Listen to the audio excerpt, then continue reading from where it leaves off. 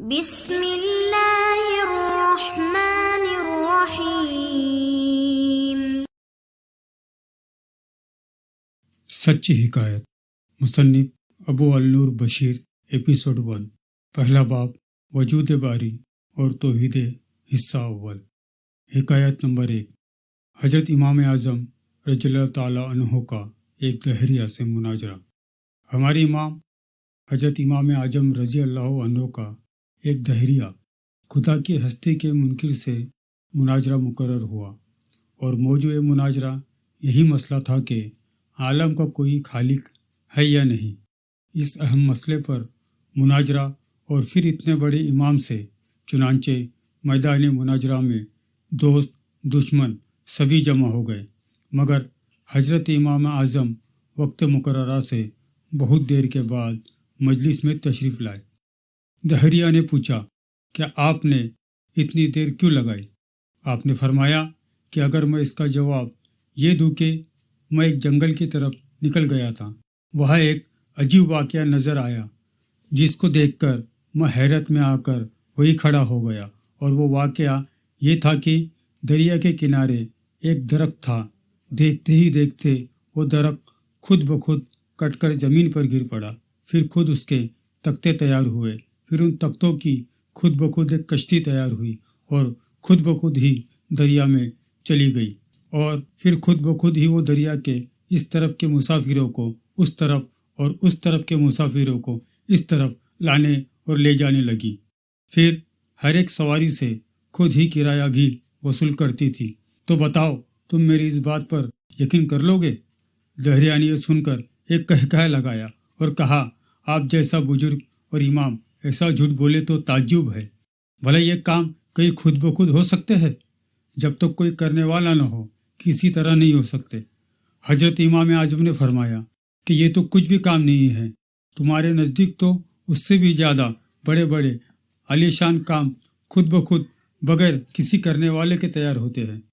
یہ زمین، یہ آسمان، یہ چاند، یہ سورج، یہ ستارے، یہ باغات، یہ سدھا قسم کے رنگین پھول اور شیریں پھل، یہ پہاڑ، یہ چوپائے، یہ انسان اور یہ ساری خدائی بغیر بنانے والے کے تیار ہو گئی۔ اگر ایک کشتی کا بغیر کسی بنانے والے کے خود بخود بن جانا جھوٹ ہے، تو سارے جہاں کا بغیر بنانے والے کے بن جانا اس سے بھی زیادہ جھوٹ ہے۔ دہریہ آپ کی تقریر سن کر دم بخود حیرت میں آ گیا اور فوراً اپنے عقیدے سے تائب ہو کر مسلمان ہو گیا۔ تفسیر کبیر، صفحہ 121، جلد 1۔ سبق: اس کائنات کا یقیناً ایک خالق ہے جس کا نام اللہ ہے، اور وجود باری کا انکار عقل کے بھی خلاف ہے۔ حکایت نمبر 2۔ حضرت امام جعفر صادق رضی اللہ تعالیٰ عنہ اور ایک دہریہ ملا۔ خدا کی ہستی کے ایک منکر کی جو ملا تھا، حضرت امام جعفر صادق رضی اللہ تعالیٰ عنہ سے گفتگو ہوئی۔ وہ ملا کہتا تھا کہ خدا کوئی نہیں، معاذ اللہ۔ حضرت جعفر صادق رضی اللہ تعالیٰ عنہ نے اس سے فرمایا، تم جہاز ران ہو، یہ تو بتاؤ کبھی سمندری طوفان سے بھی تمہیں سابقہ پڑا؟ وہ بولا، ہاں، مجھے اچھی طرح یاد ہے کہ ایک مرتبہ سمندر کے ایک سخت طوفان میں میرا جہاز پھنس گیا تھا۔ حضرت امام نے فرمایا، پھر کیا ہوا؟ وہ بولا، میرا جہاز غرق ہو گیا اور سب لوگ جو اس پر سوار تھے ڈوب کر ہلاک ہو گئے۔ آپ نے پوچھا، اور تم کیسے بچ گئے؟ وہ بولا، میرے ہاتھ جہاز کا ایک تخت آ گیا، میں اس کے سہارے تیرتا ہوا ساحل کے کچھ قریب پہنچ گیا، مگر ابھی ساحل دور ہی تھا کہ وہ تختہ بھی ہاتھ سے چھوٹ گیا۔ پھر میں نے خود ہی کوشش شروع کر دی اور ہاتھ پر مار کر کسی نہ کسی طرح کنارے آنے لگا۔ حضرت امام جعفر صادق رضی اللہ تعالیٰ عنہ فرمانے لگے، لو اب سنو، جب تم اپنے جہاز پر سوار تھے تو تمہیں اپنے جہاز پر اعتماد و بھروسہ تھا کہ یہ جہاز پار لگا دے گا، اور جب وہ ڈوب گیا تو پھر تمہارا اعتماد و بھروسہ اس تختے پر رہا جو اتفاقاً تمہارے ہاتھ لگ گیا، مگر جب وہ بھی تمہارے ہاتھ سے چھوٹ گیا تو اب سوچ کر بتاؤ کہ اس بے سہارا وقت اور بے چارگی کے عالم میں بھی کیا تمہیں یہ امید تھی کہ اب بھی کوئی بچانا چاہے تو میں بچ سکتا ہوں؟ وہ بولا، ہاں، یہ امید تو تھی۔ حضرت نے فرمایا، مگر وہ امید تھی کس سے کہ کون بچا سکتا ہے؟ اب وہ دہریہ خاموش ہو گئے، اور آپ نے فرمایا، خوب یاد رکھو، اس بے چارگی کے عالم میں تمہیں جس ذات پر امید تھی وہی خدا ہے، اسی نے تمہیں بچا لیا۔ ملا یہ سن کر ہوش میں آ گیا اور اسلام لے آیا۔ تفسیر کبیر صفحہ 221 جلد 1۔ سبق: خدا ہے اور یقیناً ہے، اور مصیبت کے وقت غیر اختیاری طور پر بھی خدا کی طرف خیال جاتا ہے، گویا خدا کی ہستی کا اقرار فطری چیز ہے۔ حکایت نمبر 3، عقل مند بڑھیا۔ ایک عالم نے بڑھیا کو چرخہ کاٹتے دیکھ کر فرمایا کہ بڑھیا، ساری عمر چرخہ ہی کاٹا یا کچھ اپنے خدا کی بھی پہچان کی؟ بڑھیا نے جواب دیا کہ بیٹا، سب کچھ اسی چرخے میں دیکھ لیا۔ فرمایا، بڑی بھی، یہ تو بتاؤ کہ خدا موجود ہے یا نہیں؟ بڑھیا نے جواب دیا کہ ہاں، ہر گھڑی اور رات دن ہر وقت موجود ہے۔ عالم نے فرمایا، مگر اس کی دلیل؟ بڑھیا بولی، دلیل یہ میرا چرخہ۔ عالم نے پوچھا، یہ کیسے؟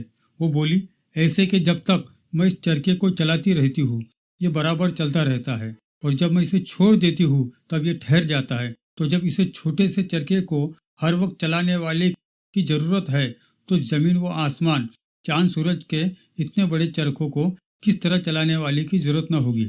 بس جس طرح زمین و آسمان کے چرخے کو ایک چلانے والا چاہیے جب تک وہ چلتا رہے گا، یہ سب چرخے چلتے رہیں گے، اور جب وہ چھوڑ دے گا تو یہ ٹھہر جائیں گے۔ مگر ہم نے کبھی زمین و آسمان، چاند سورج کو ٹھہرے نہیں دیکھا، تو جان لیا کہ ان کا چلانے والا ہر گھڑی موجود ہے۔ مولوی صاحب نے سوال کیا، اچھا یہ بتاؤ کہ آسمان و زمین و چرخہ چلانے والا ایک ہے یا دو؟